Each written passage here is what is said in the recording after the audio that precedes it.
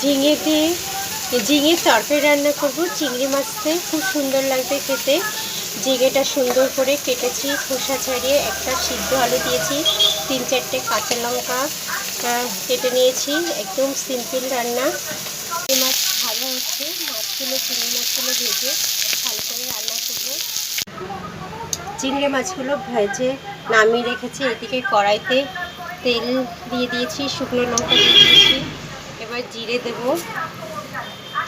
কোনো মশলা ছাড়া একদম সিম্পল রান্না।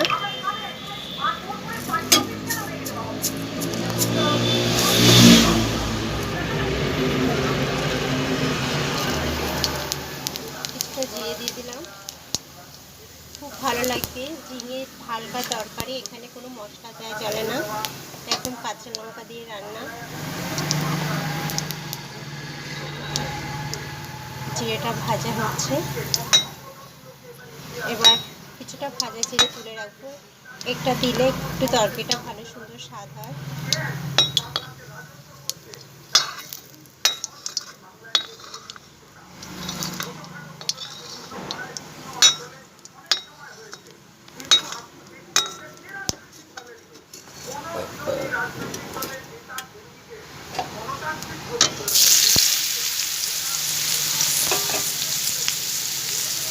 সবজিটা দিয়ে দিলাম,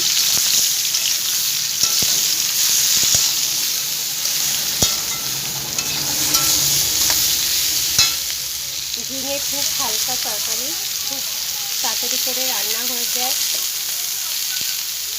পরিমাণ মতো লবণ দিয়ে দিলাম।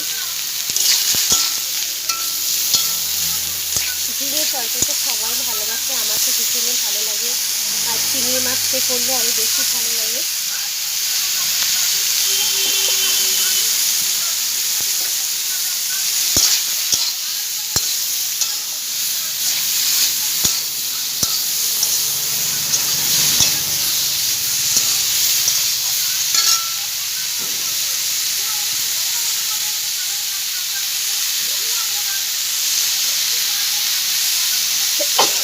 হলুদ দিয়ে দিলাম,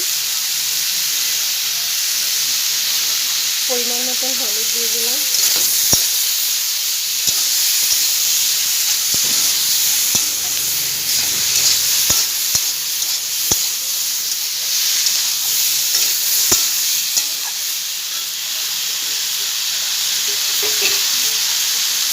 এবার চিংড়ি মাছটা প্রথমেই দিয়ে দেবো। চিংড়ি মাছটা যেহেতু এগুলো ভাঙার ভয় থাকে না, আর এগুলো যত রান্না হবে তত বেশি শক্ত হয়।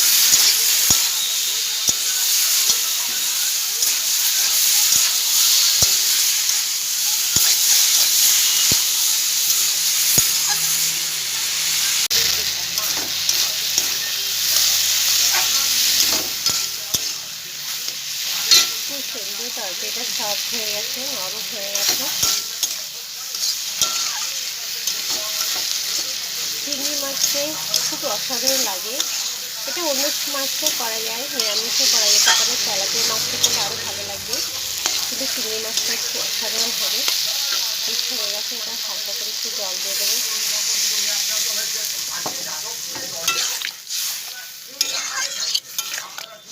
বেশি জল দেবো না, অল্প জাল খায়, খুব তাড়াতাড়ি হয়ে যাবে। এবার গ্যাসটা হাই ফ্লেমে করে দিলাম। ব্যাস 5 থেকে 6 মিনিট টানা জাল হলেই হয়ে যাবে, রান্না হতে থাকুক। খুব সুন্দর তরকারিটা প্রায় হয়ে গিয়েছে। এবার অসাধারণ। এবার এই ভাজা জিরেটা এই পাত্রে করে নেবো। একটু সামান্য একটুখানি তরকারির ঝোলটা নিয়ে এটাকে ভালো করে মিক্স করে নেব। বেশ সুন্দর মশলাটা, তরকারির ঝোলটা একটু ফাটিয়ে নিয়েছি।